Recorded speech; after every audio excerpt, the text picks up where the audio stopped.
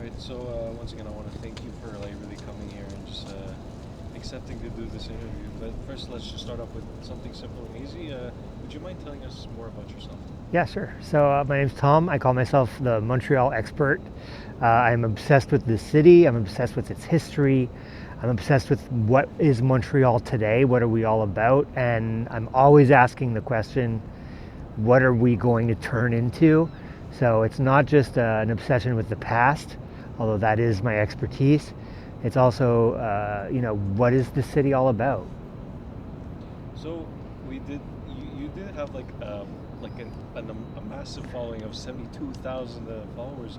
But what got you into that social media life? Social media thing was an accident, to be honest with you. My Instagram kind of blew up about 2 years ago, but I've been posting on that account for like 10, 12 years, and I had like no followers. And then one day I just posted this video where I was super sarcastic, and I was like, let me give you the quickest tour of Montreal ever. And I basically made fun of everything I was showing. And then at the end I said, voila, like as a sarcastic thing. And then the next morning I woke up and I had like 10,000 new followers. I was like, okay, I guess people like this. So I've just been doing that sort of stuff ever since. It's gotten a lot less sarcastic, and now it's more about like the history, because I'm a tour guide, and so I like to show people around. So now I figured I can also do that on social media. Well, what made you choose to become Montreal's expert? And how do you think you present a Montrealer's daily life? I think I try to be honest with my depictions of the city. So, I'm a generally positive person. So I tend to highlight things in a positive way.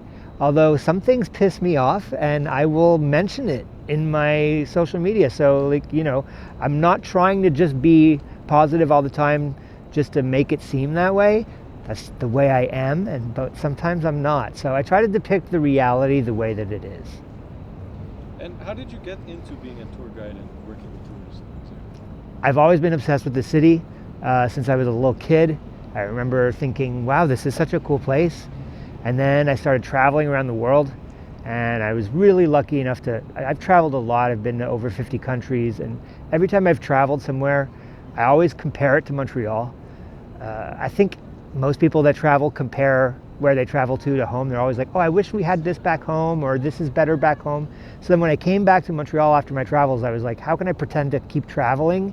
And I thought, well, if I hang out with travelers, I can pretend like I'm with them, like traveling through them. So like vicariously traveling through them. So I figured, well, tour guides hang out with travelers all the time.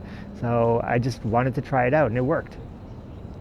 Can you give us a definition of what is the underground city in Montreal? The underground city of Montreal is a network of a bunch of connected buildings, all interconnected either through underground passageways or sometimes sky bridges or ground level passageways. But it's a bunch of the most important buildings in the city, all interconnected so that you can get from one to the other without having to go outside. And it also connects to transit like the metro, the trains, the REM, and it makes this big network that is currently the biggest network of its kind in the world. And why do you think they call this the underground city of Montreal instead of simply just the réseau? Réseau is its official term. I don't think people caught on to that term very much because, to be honest, réseau doesn't sound sexy. Underground city has a cool sort of sound to it, so people are going to go with the term that sounds cooler. And what do you think what the réseau and like the underground city in general means to Montreal? I think it's all about connectedness. I think that's what it means to Montreal. It means that I can get from my metro station to my office, to my dry cleaner, to where I go to the pharmacy, where I pick up my groceries, and I can do that all without going outside. If I'm lucky enough to live in a building that's connected to it, in the wintertime, I don't even need a jacket. I can go see a hockey game, I can go swimming, I can go to the gym, I can go to the library, I can go to the opera, I can go to the theater without ever going outside. When you live in a city where the weather is not great for a big chunk of the year, something like that is life-changing. What if one day one of the tourists you're guiding says that the réseau is just a bunch of boring hallways connected to just malls? What would you respond to that? that's what most people think. I'd say, I think you're wrong. Let me prove to you why you're wrong, because that idea is a common misconception. That's people that are just looking at it on surface level, and that's probably also people that only know like one part of it. It's massive. It's over 30 kilometers long. Most locals know like the Eaton Center, and that's it, and they think that's what it is. It's a lot more than just a mall. Trust me, I'm not a fan of malls. So if I'm obsessed with the underground city and I don't like malls, then there must be something about it that's more than just malls. Could you share with us some of the best stories or facts you've heard about the Mizzou? I think I like the idea that it had its origins in the fact that we have a mountain in the middle of the city. So you think the underground city, what does it have to do with the mountain?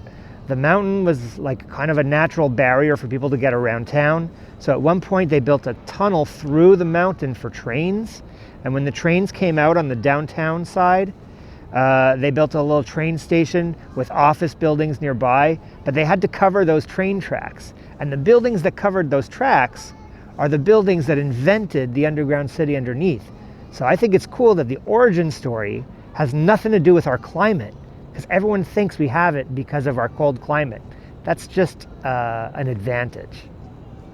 Now, while we were in, me and Simon, in like the underground city, we noticed that there was this character, this recurring character that's been on the underground, and his name was Bloom. Could you tell me more about this mascot? Bloom, it's so funny we're talking about that right here, because there's a thing about him right on the other side of the street here.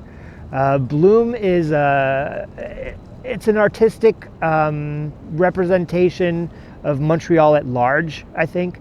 Montreal is an artsy city, and so they often collaborate with artists to decorate parts of the city, and that's exactly what Bloom is. What's the point in hiding art in these liminal hallways? There's currently an art festival going on in the underground city. They call it the Underground Art Festival. But generally speaking, in Montreal, there is an obligation to have art in all public spaces. We have rules about it. We have laws about it. There are rules that construction costs must always reserve 1% to be dedicated to art, things like that. So I think if you surround yourself with art, there are studies that will tell you that you are usually a happier and healthier person. So I think there's a lot of benefits to being surrounded by art. And finally, could another major city do this kind of thing the same, or is this a type of architecture that's really embedded in only Montreal's culture? There are a bunch of other cities that have stuff like this. Montreal's is the first one to really gain a lot of international media and hype. But since Montreal's kind of started in the 1960s, there's been a bunch of others that have kind of copied the model. You don't need to go far, just go to Toronto and you'll see a whole other network there called the Path Network, which is pretty much the same size as the one of Montreal. A lot of differences. The differences can be subtle for people who don't really study this type of stuff, but there's other ones in Chicago, there's ones in Calgary, there's ones in cities all over the world. There's even some in Texas. So it's not unique to Montreal. The way the Montreal one expanded and grew is a unique story.